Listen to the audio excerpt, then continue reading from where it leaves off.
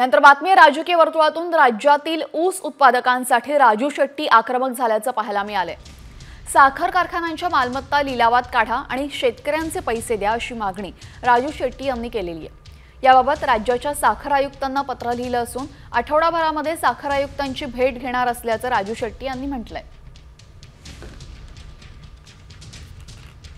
जी रक्कम शिल्लक राहिलेली आहे त्याला ऊस दर कॉमस्कोर नुसार आता isakal.com आहे देशातील नंबर 1 ची मराठी न्यूज वेबसाईट। प्रत्येक अपडेटसाठी isakal.com ला नक्की भेट द्या। नियंत्रण अध्यादेश 1966 कलम 3A प्रमाणे त्यांच्यावर कारवाई करावी आणि 15% व्याजाने शेतकऱ्यांचे पैसे अदा करण्याचा आदेश द्यावा आणि तो आदेश जर का त्यांनी मान्य केला नाही तर त्यांच्यावर सरकारी थकबाकी समजून जप्तीचं कारवाई करावी आणि साखर कारखान्यांच्या मालमत्ता लिलावात काढून शेतकऱ्यांचे पैसे